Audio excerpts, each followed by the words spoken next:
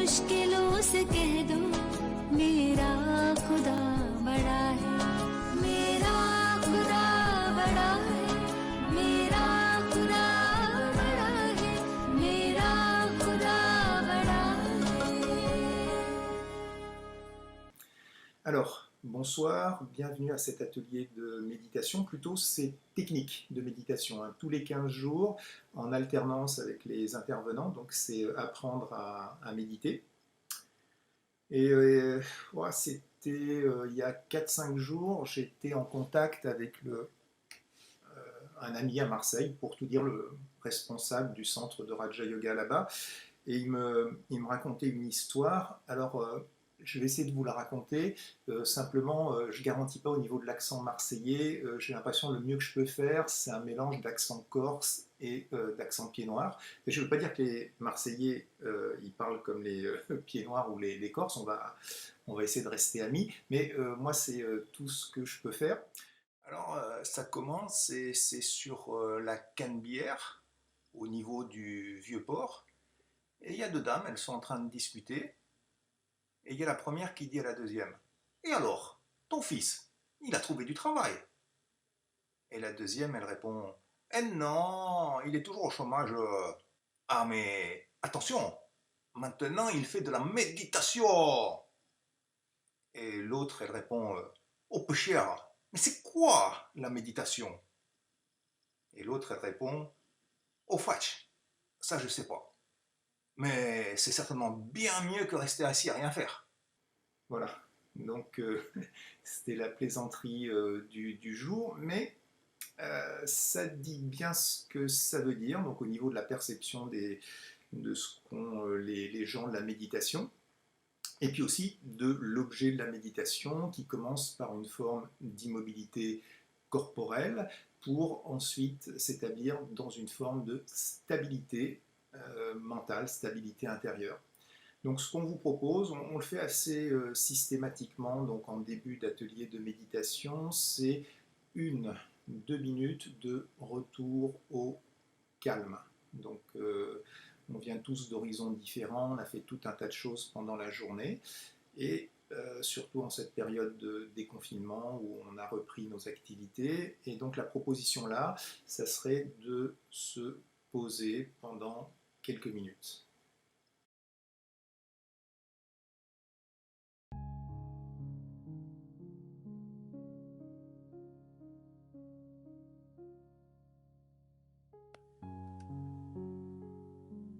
Alors, probablement, dans un premier temps, vérifiez que le corps est bien relaxé, détendu. C'est-à-dire aucune contraction ou tension qui pourrait se rappeler à notre souvenir en cours de méditation. Et on propose de procéder à l'exercice du scan corporel. Donc il faudrait imaginer comme un IRM en train de balayer toutes les parties de notre organisme, et on va sans doute commencer l'investigation, le checking à partir des pieds, même les orteils. Donc les pieds, c'est cette partie du corps. Pendant toute la journée, ils ont supporté la stature debout, ils ont été impliqués dans la marche, donc probablement pas mal de tension, fatigue, lourdeur. Et là, on leur envoie ce message qu'il est possible de se relaxer, possible de laisser aller, et on visualise même la plante des pieds, le coup de pied, donc en train de se relâcher, de se détendre, sensation presque physique, un peu le délitement des chairs. On apprécie cet instant de relâchement, et puis on poursuit avec les talons, les chevilles, les mollets. Donc au niveau des mollets, la visualisation de tous ces tendons, ces fibres musculaires, et auquel on envoie aussi ce message de se relâcher, de se détendre un petit peu comme le ferait un élastique qu'on laisserait tout d'un coup aller. visualise et on ressent cette détente. On poursuit par le haut des jambes, et là pareil, mélange de visualisation, mélange d'injonction mentale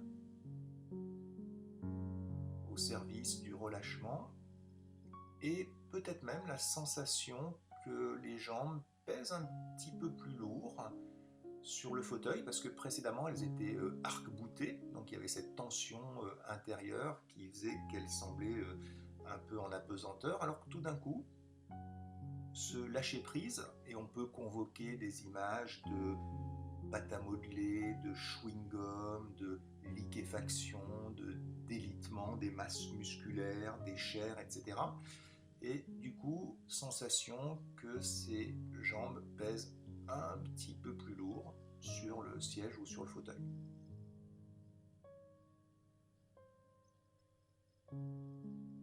Et puis on poursuit par le bassin, et puis ensuite donc l'abdomen.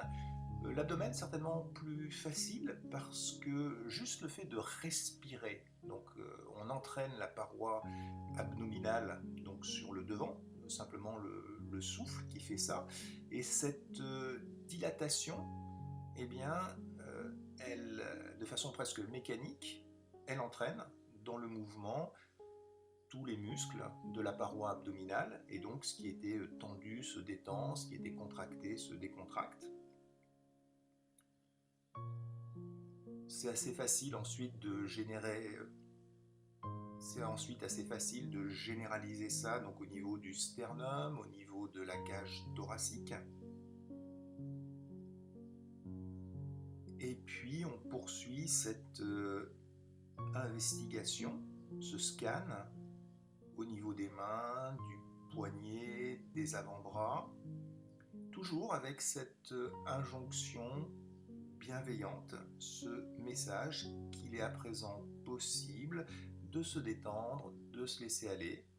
Donc il s'agit d'un instant privilégié, d'un moment de retour au calme, comme je peux m'en voter de temps à autre.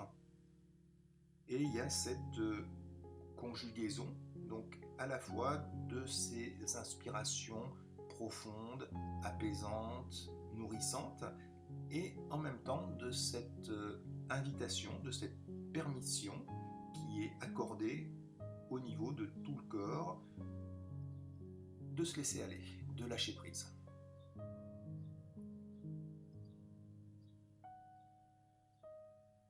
Donc on poursuit avec le haut des bras, avec les biceps, les triceps, qu'on voit aussi en train très visuellement de se relâcher, de se détendre. Et puis on poursuit en partant du bas de la colonne vertébrale et en progressant vers le haut, et en relâchant tous ces milliers de nerfs, de faisceaux musculaires qui partent de la colonne vertébrale. Et là aussi, c'est assez facile puisqu'on exploite une fois de plus le souffle, et le simple fait de respirer de manière assez ample, eh bien, nous permet de nous assurer que toutes ces fibres musculaires, tous ces faisceaux nerveux sont mécaniquement en train de s'étirer.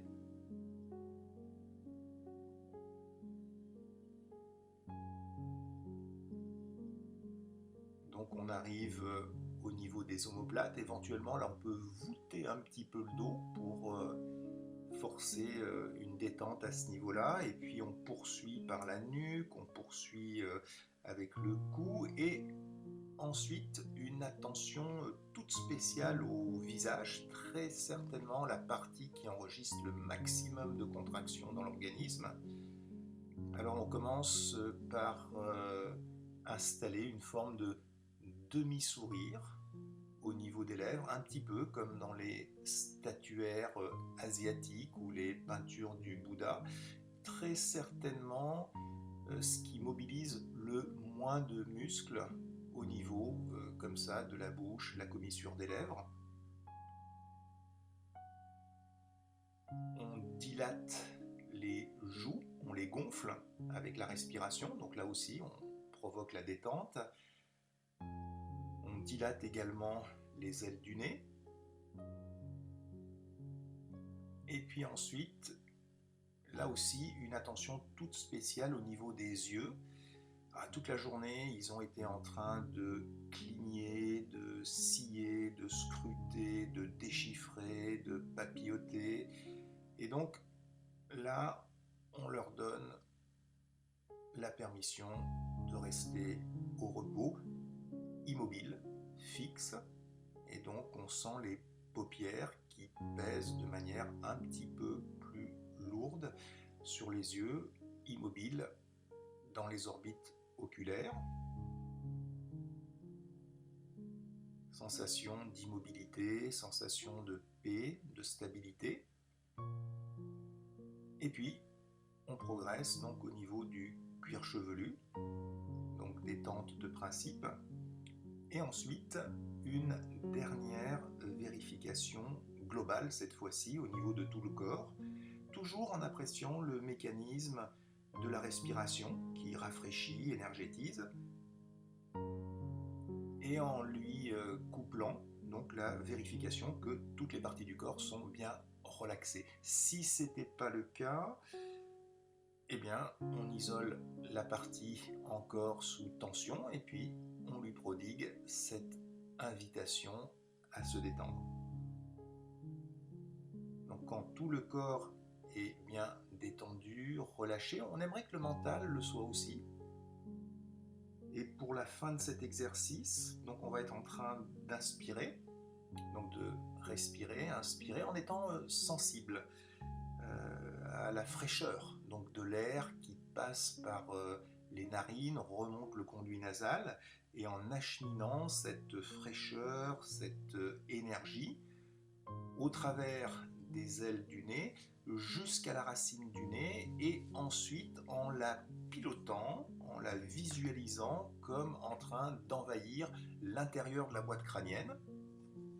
Donc intérieur de la boîte crânienne, probablement un petit peu poussiéreux, plein de scories, de tout ce qui s'est accumulé au fil des minutes, des heures, des jours.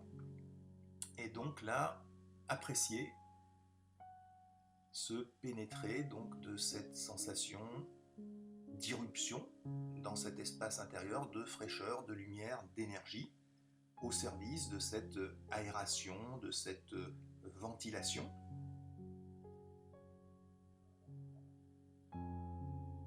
Et pendant encore 1 minute, 2 minutes, on reste occupé à cette aération, ce nettoyage, cette énergétisation de cet espace intérieur de façon à aboutir à une sensation donc de propreté, de lumière et de fraîcheur intérieure.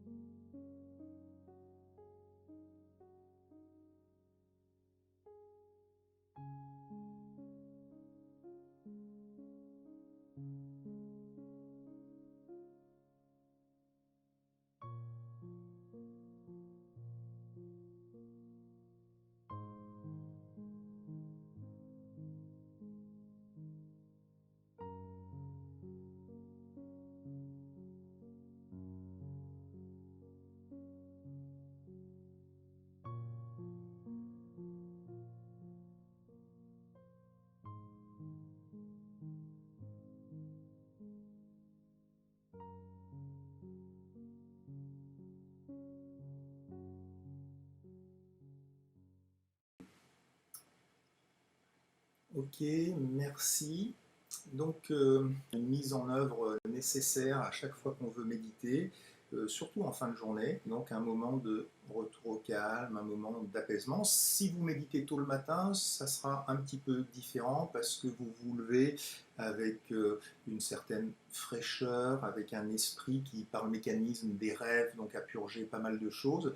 Donc, le matin, c'est, on le rappelle souvent, un très très bon moment pour méditer.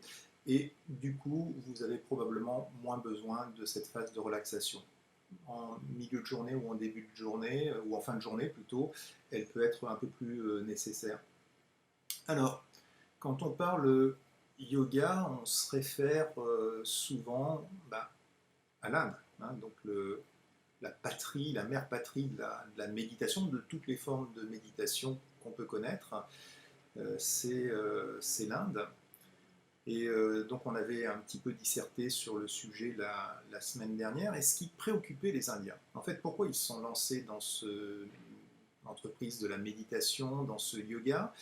Donc ce qui les a occupés de toute éternité, c'était la réflexion sur l'existence humaine. Donc il y avait bien sûr une réflexion sur la finalité, mais une réflexion aussi sur les conditionnements, donc qui pouvaient être les nôtres. Parce qu'à un moment donné, ils essayaient de se mettre en méditation, ils essayaient de se mettre en yoga, et ils repéraient qu'il y avait tout un tas de choses donc, qui interféraient à la surface du mental et qui étaient relatifs aux différents conditionnements. Donc conditionnement par notre milieu, conditionnement par notre hérédité, conditionnement par nos expériences, conditionnement par notre éducation, etc. Donc on était le produit de ces différents conditionnements. Alors ils avaient repéré que tous ces conditionnements donc, qui étaient à l'œuvre, ils avaient repéré que grosso modo, c'était pas si difficile que ça donc, de les repérer et donc de s'en affranchir. Un peu plus tard, au XIXe siècle, chez nous, il y aura des philosophes donc, comme les marxistes ou des scientifiques comme les généticiens, on pense aux travaux de Mendel ou aux travaux de Karl Marx, donc, qui eux vont établir qu'on est conditionné par notre milieu social ou qu'on est conditionné par notre hérédité. Donc pour les Indiens, donc pour les yogis, pour les sages, pour les saints, parce que c'était souvent aussi de grands spirituels, c'était pas trop difficile donc de déterminer ces conditionnements.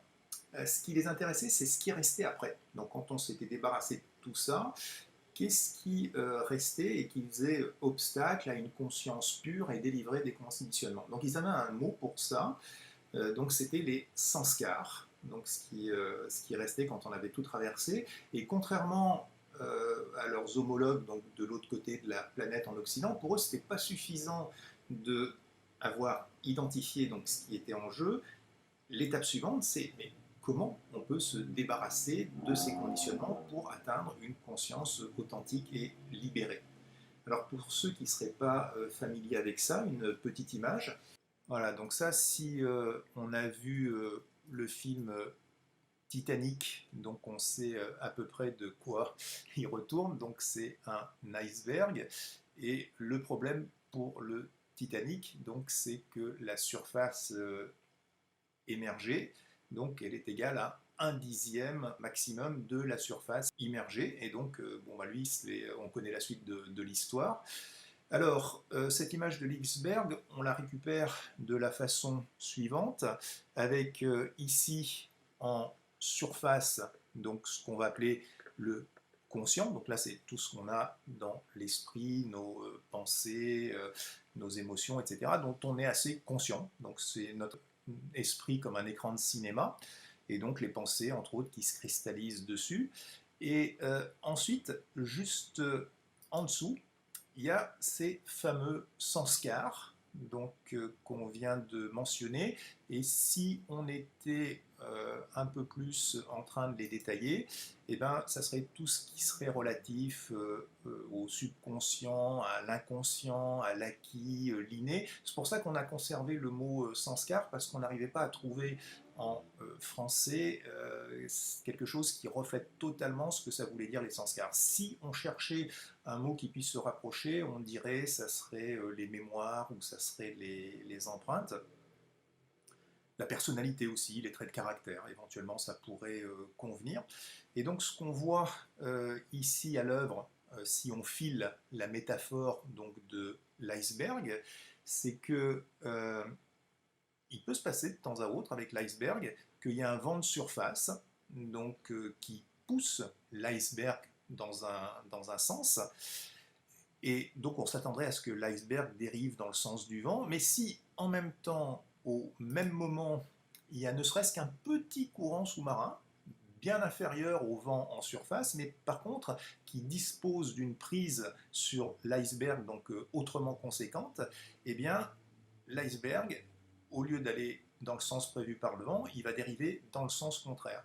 Il en va de même dans notre existence. Des fois, on pourrait penser qu'il y a un boulevard qui s'ouvre pour nous, des opportunités, la vie qui nous sourit, mais parce qu'il y a ces sanskars, je ne sais pas, de dépression, de tristesse, de manque de confiance en soi, d'expériences douloureuses, eh bien, c'est tout le contraire de ce qu'on aurait pu prévoir ou qu'on aurait pu espérer qui va se produire parce que nos sanskars vont nous emmener dans l'autre sens.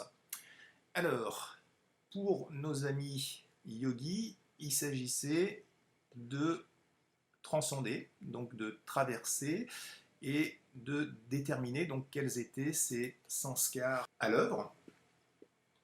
Et c'était pas si évident que ça, puisque vous avez vu que notamment dans la partie immergée de l'iceberg, il y avait l'inconscient.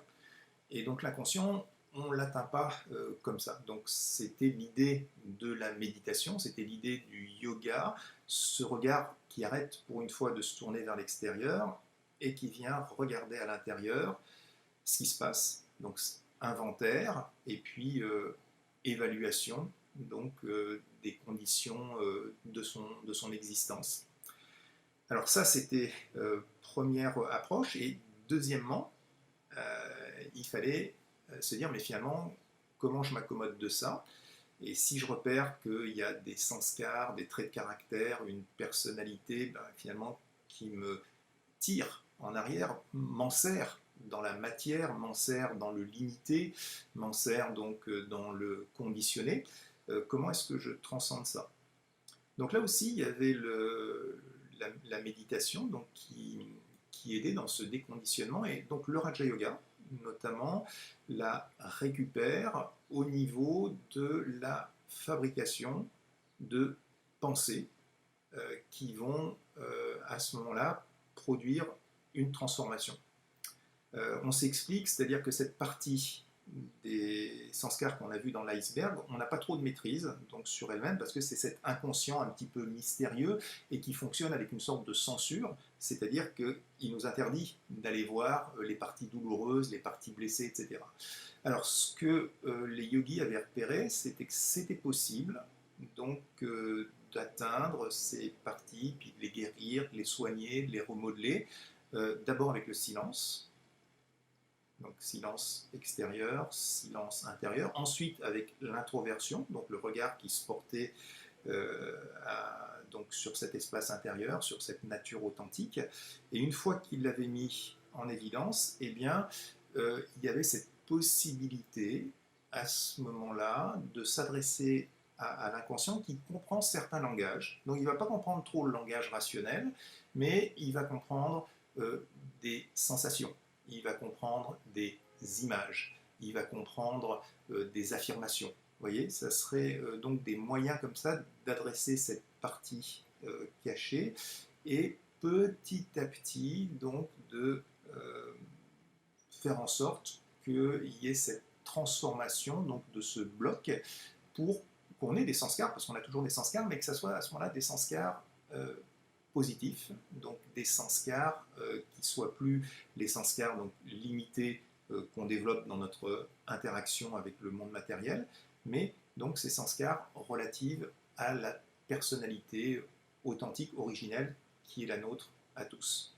Alors, c'est un petit peu ce à quoi on va s'occuper ce soir, et on va commencer donc par la génération de pensées créatrices, donc les pensées donc, générées avec notre esprit, elles vont se traduire par une expérience, donc une expérience, on va essayer au bout d'un certain temps de basculer dans une sensation, et cette sensation agréable, positive, elle va venir se greffer dans cette partie de sanskar, un petit peu comme si on avait un jardin, et puis dans ce jardin, ça serait un jardin d'épines ou une sorte de jungle, et on essaierait de le transformer en jardin de fleurs. Une technique assez appropriée, on n'est pas en train déraciné, on n'est pas en train de lutter, parce que lutter, on serait encore dans le fait d'opposer une force à quelque chose, on serait dans une manifestation un peu lourde, on est juste occupé à créer donc du positif. Alors, on va regarder un petit peu ce qu'il en est. Par exemple, là, on a une qualité, la stabilité, au passage issue d'un jeu de cartes que vous pouvez trouver en vente dans les bons centres de Raja Yoga. Et il s'agirait d'une qualité sur laquelle on aimerait travailler, a priori intéressante, dans une période où règne l'incertitude, donc l'incertitude à titre personnel, à titre collectif. Et plutôt qu'essayer de se raisonner, non, je ne dois pas être inquiet, non, il faut que j'arrête de me faire des idées, on préférerait tout simplement travailler la stabilité. Alors, que nous dit la carte? La stabilité naît d'une attitude d'équanimité face à toutes circonstances. Donc, équanimité, c'est l'égalité de caractère. Les choses vont bien, super, mais je ne suis pas non plus en train d'exulter ou de sauter en l'air. D'un autre côté, si elles vont moins bien, eh bien, je ne suis pas déprimé non plus. Alors, ensuite, le secret est de rester stable dans ses qualités originelles de paix ou de bonheur. Plus notre conscience est proche de notre véritable identité, plus elle peut être stable. Donc, la question à 10 000 €, c'est bien sûr, quelle est ma véritable identité? Mais on vient justement d'en parler, c'est ce soi authentique, différent des identités d'emprunt, différent des sanskars acquis au fil du temps, différent des conditionnements limités, et qui va s'acquérir grâce à l'introversion, le silence, la méditation. Alors ensuite, un bon respect du soi est le garant de la stabilité et permettra, par exemple, d'accepter la critique sans en être affecté. Autre notion cardinale, le respect du soi, et qui, lui aussi, s'acquiert justement grâce au sens de son identité véritable, qui ne peut plus être bousculée, puisque différente de tous les déterminants et les faux semblants extérieurs. Ensuite, on termine avec l'humilité, donc qui est la qualité qui accompagne le respect du soi, et à mettre en œuvre aussi dans le cadre de ce programme.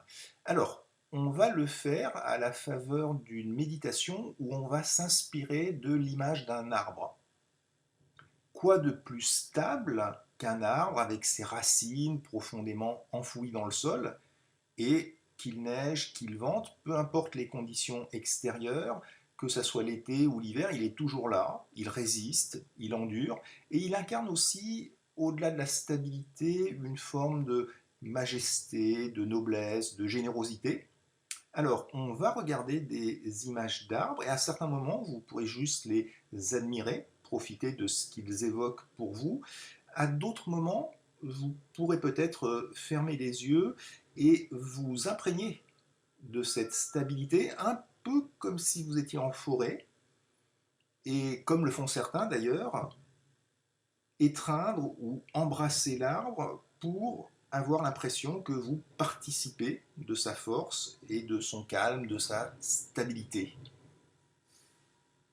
Pour finir par complètement oublier l'arbre, donc au départ il avait servi de support, mais à la fin, juste sentir que nous aussi, on participe de cet ancrage, on participe de cette majesté, de cette noblesse et de cette grandeur, et qu'on a la possibilité de la vivre et de l'émaner.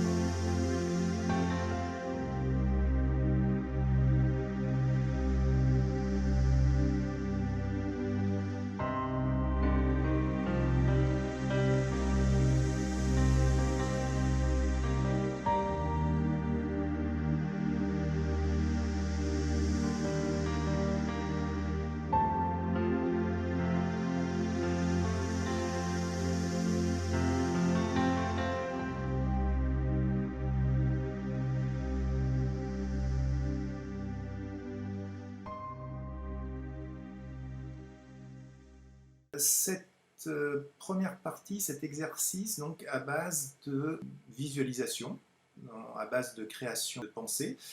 Tout à l'heure, on verra aussi l'utilisation donc de mantras, mais pour l'instant, on va en refaire une autre. Et cette fois-ci, on va être sur la vertu de la légèreté. Et là, pas besoin d'une grande dissertation. La légèreté, on voit bien à quoi ça correspond. Personne n'a envie d'être lourd, personne n'a envie de se débattre, d'être englué dans la pesanteur des choses. Et un symbole de la légèreté, au moins dans le bouddhisme, l'hindouisme, le jaïnisme, c'est la fleur de lotus, qui est d'ailleurs la fleur emblématique de l'Inde. On le retrouve sur les passeports indiens. Et alors, le lotus qui flotte presque en apesanteur, en lévitation à la surface de l'eau. Et oui, ces racines, elles sont dans la boue, symbole de l'attachement, de l'englument dans la matière, dans la vase, comme peuvent l'être de temps en temps nos existences accaparées par tellement de soucis, de préoccupations, de challenges.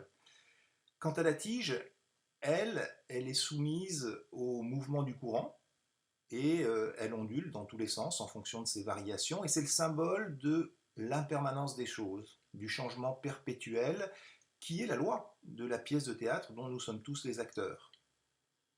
Par contre, en surface, la corolle, elle, semble immobile, immaculée, exposée à l'air libre et tournée vers le soleil.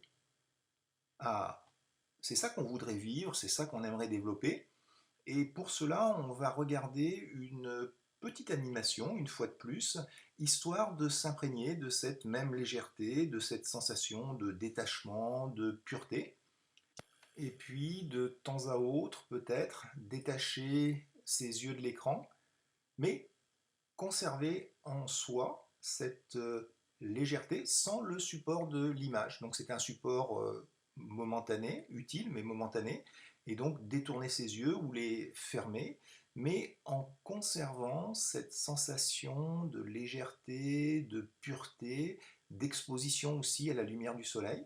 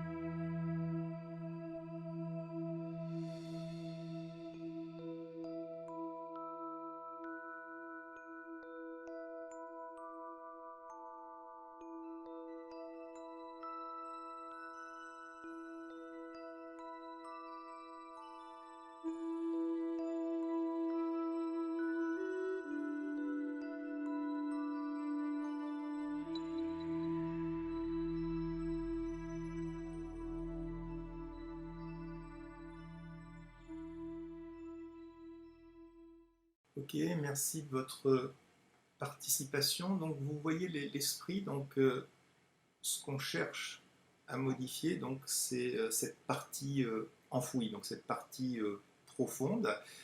Et c'est bien. On n'a pas besoin de faire des années donc de psychanalyse, psychothérapie. Bon, peut-être pour certaines personnes qui auraient des conditions ou des pathologies assez lourdes, ça pourrait être nécessaire, mais pour le commun des mortels, donc on a cet outil-là où on fait cet inventaire intérieur et finalement ce qui ressort, s'il y a des sentiments donc de colère en permanence, des sentiments de peur, des sentiments de tristesse, on voit à peu près donc ce qu'on n'a pas envie donc d'entretenir et on pourrait petit à petit bien remplacer ça par de la douceur, par de l'amour pour le soi, de la considération, du respect, donc travailler sur son langage intérieur, travailler sur son image intérieure.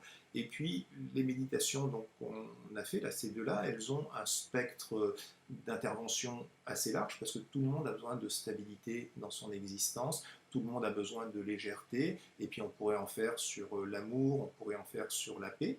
Et donc une large partie de nos méditations il travaille sur la restauration, la stimulation donc, de ces qualités. Donc travaille dessus avec des visualisations, travaille dessus donc avec aussi des phrases. Donc on peut éventuellement, c'est ce qui va vous être proposé dans un instant, se fabriquer des phrases un petit peu comme des mantras. Donc les mantras, c'est ces phrases que les yogis répètent de manière assez, on va dire, compulsive, obsessionnelle, répétitive donc, et qui généralement c'est le gourou qui donne ça à son disciple. Là, on est à chacun notre propre gourou. Il s'agirait de trouver une phrase sous la forme d'affirmation, donc qu'on se répéterait et qui ferait passer ce message donc à la partie blessée, à la partie lourde de nous-mêmes, que les choses peuvent être autrement, et puis une invitation à cette partie-là à vivre, à appréhender peut-être l'existence de manière aussi différente. Donc c'est chacun qui doit se les inventer. Il y a quelques petites considérations. C'est il faut que la phrase soit assez courte, il faut qu'elle soit formulée positivement, il faut qu'elle ne semble pas inatteignable, c'est-à-dire que ça ne soit pas totalement irréaliste de façon à ce que je puisse y adhérer. Il faut probablement aussi choisir son moment. Le matin au réveil, c'est généralement un très très bon moment. Puis après, autant de fois que je peux le répéter dans la journée, ben c'est bien aussi. Donc on a insisté sur le fait que ça soit une formulation positive. Donc plutôt que se dire je ne me mets plus en colère à partir de maintenant, je travaille sur le fait de je suis une incarnation de la paix, je suis une personnification de la stabilité, et en essayant de le faire au présent. Hein. Donc on est en train de parler à l'inconscient, donc ce qui est bien c'est que l'inconscient, on a dit, il n'est pas accessible au raisonnement, à l'intelligence rationnelle, mais il est accessible aux images, il est accessible à la répétition, il est accessible donc aux sensations, etc. Il ne fait pas trop la différence entre passé, présent, futur, donc ce qui est vécu maintenant, eh bien, c'est pour lui, il le prend comme l'information utile et il peut commencer à fonctionner avec ça. Donc, on va procéder de la façon suivante, et chacun d'entre nous va faire un petit inventaire dans un premier temps pour voir le trait de caractère, le sanskar, donc sur lequel il souhaiterait travailler, celui qu'il n'a pas envie d'embarquer dans la prochaine étape de son existence. Et puis ensuite, il s'agirait de trouver une affirmation, donc courte, positive, et on travaille que sur une à la fois. Hein, dans une séance, on travaille que sur une à la fois.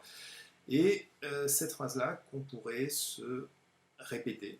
Donc chacun trouve la sienne. Il y en a qui ont un rayon d'action assez universel. On ne se trompe jamais en travaillant sur la lumière, en travaillant sur la pureté, en travaillant sur l'amour, en travaillant sur le détachement.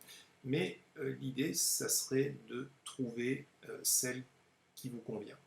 Donc on prend 30 secondes, une minute, peut-être un peu plus, chacun, pour à la fois identifier le sanskar qu'on voudrait transformer, et puis ensuite trouver la phrase qui pourrait convenir, la phrase répétitive.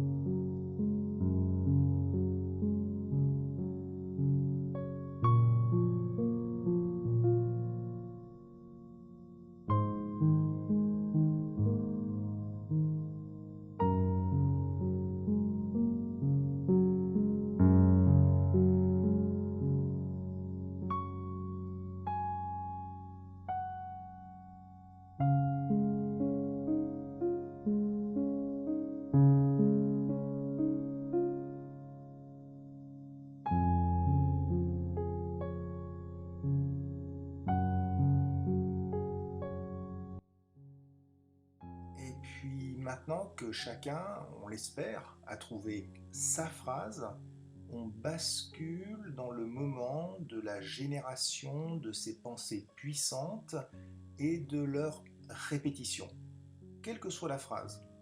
Je suis le créateur de ma vie, je respire la bienveillance, j'aime la paix, tout ce qui m'arrive a un sens, j'accepte tout ce qui vient à moi, je suis spirituel, je peux me féliciter pour cela. Donc, quelle que soit la nature de la phrase, j'essaye d'associer à ces répétitions des sensations. Sensations de paix, sensations d'ouverture, de disponibilité, de bien-être. Et également, j'essaye d'incarner au présent ce que j'ai envie de vivre. Et pour cela, je crée une image mentale de la transformation que j'appelle de mes voeux, comme si elle était déjà arrivée, comme si elle était déjà présente dans mon existence.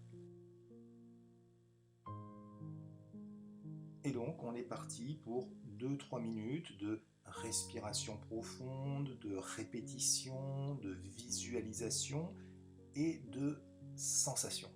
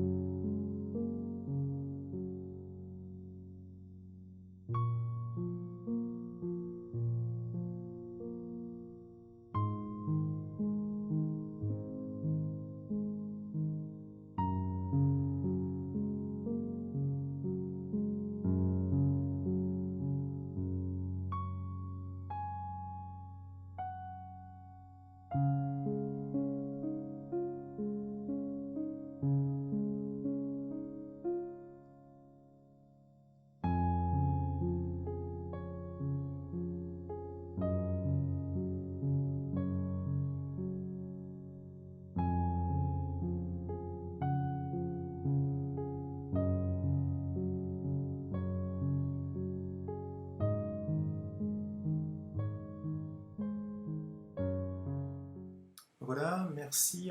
On est arrivé au terme de cet atelier de méditation, enfin de ces techniques de méditation. Encore une fois, qui puisent leur source, qui s'alimentent à cette antique sagesse indienne. On ne connaît pas en Inde un seul mouvement spirituel ou une seule philosophie qui soit pas arrimée ou connectée à un type de yoga. Et donc les deux se complémentent. Il y a des personnes qui ont essayé d'obtenir donc cette libération, cette traversée donc des conditionnements juste par la réflexion. Donc ça c'est ce qu'on appelle l'approche par la connaissance. Et puis d'autres, donc les yogis, qui ont essayé de l'obtenir simplement par la contemplation, l'introversion. À notre sens, donc dans la pratique du Raja Yoga, donc l'idéal c'est d'associer les deux, donc la réflexion, la compréhension de la structure des choses, et puis ensuite la méditation, le yoga, qui valide les acquis de la connaissance et qui les convertit en une expérience. Donc c'est pour ça qu'on vous invite à la fois à la pratique de ces exercices, mais en même temps aussi à une familiarisation avec les aspects de la connaissance du Raja Yoga. Alors, on vous dit à très bientôt, en vous souhaitant donc une pratique, une régularité. Ce qui fait la différence véritablement, c'est la pratique. À très bientôt, au revoir, et pour ceux qui le souhaitent, on vous laisse encore quelques instants, un peu de musique et des images pour terminer en douceur cet atelier de méditation.